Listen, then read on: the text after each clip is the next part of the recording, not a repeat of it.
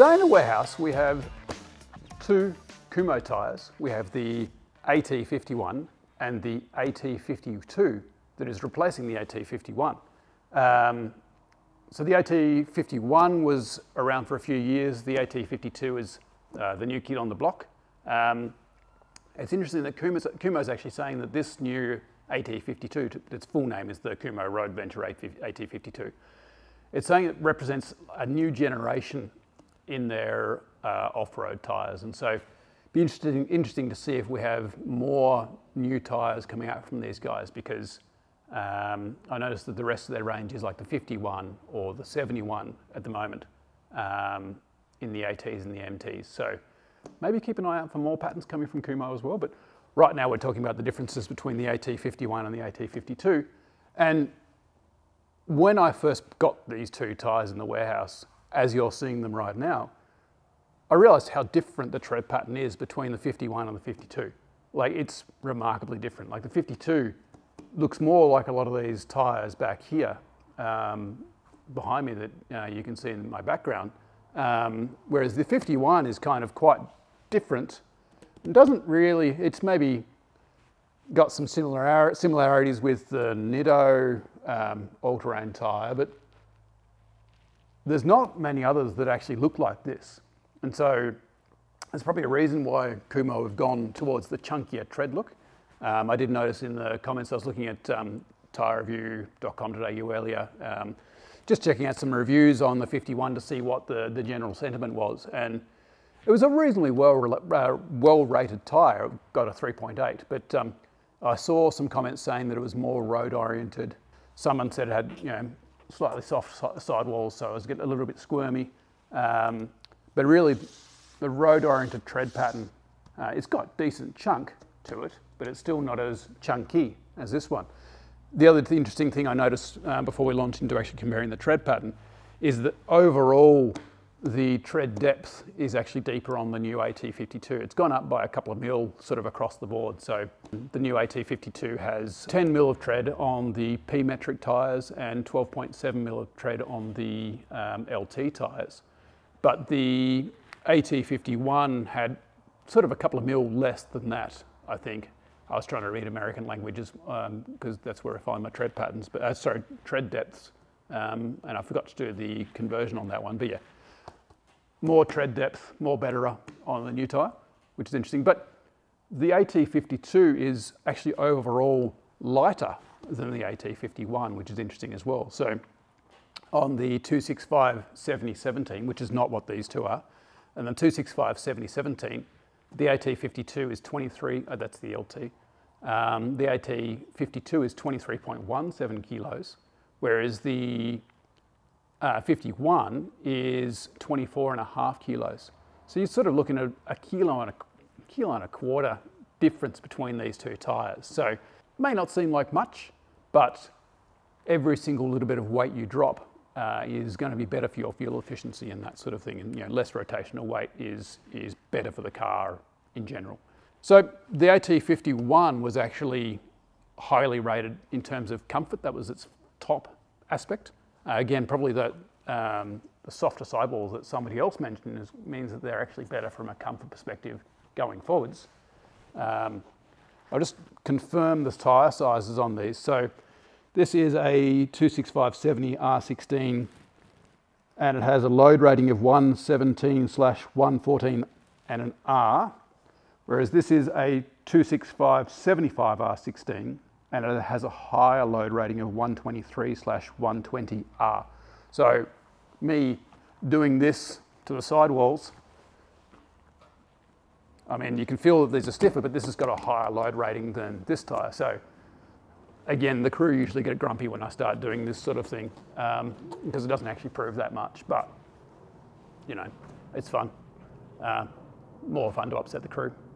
So on the 51, you'll notice that it has these 1, 2, 3, 4 pretty big circumferential grooves, and definitely some lateral grooving going on here as well, but it's not as pronounced as what you're seeing over here, where we still have 1, 2, 3, 4 circumferential grooves, but they're not quite as sort of focused as these ones.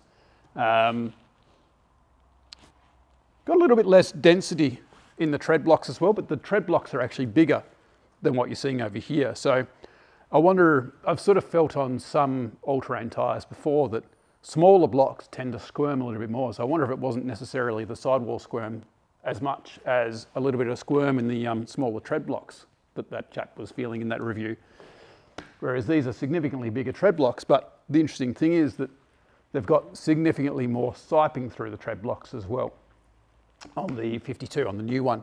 Whereas there is lots of intricacy to the tread blocks themselves and some siping, but it's more that the tread blocks are actually broken up quite a lot on this that probably gives them the traction that they need. But for my money, bigger blocks with more siping is the way to go. So, and obviously that's the direction that Kumho's gone with these tyres too.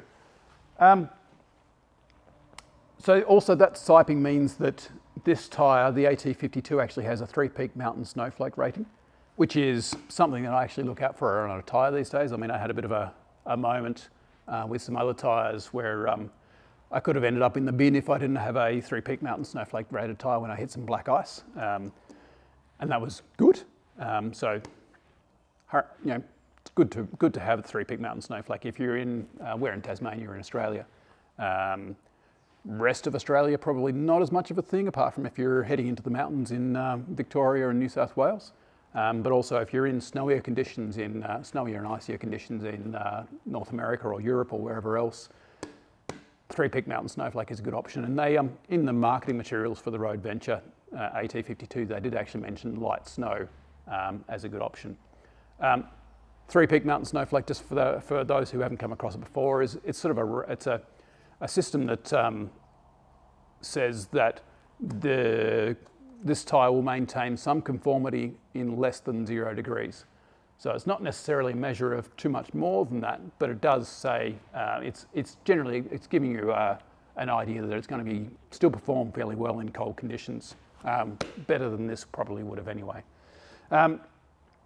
The other big thing to point out is, you might be obvious, they reckon that they've increased the depth of the side biters by 100%, which is quite a lot. They've doubled it effectively. And you can see, really, if we put them side by side, that these side biters here were okay. They're probably actually more than some of the other competing all-terrains that we'll see.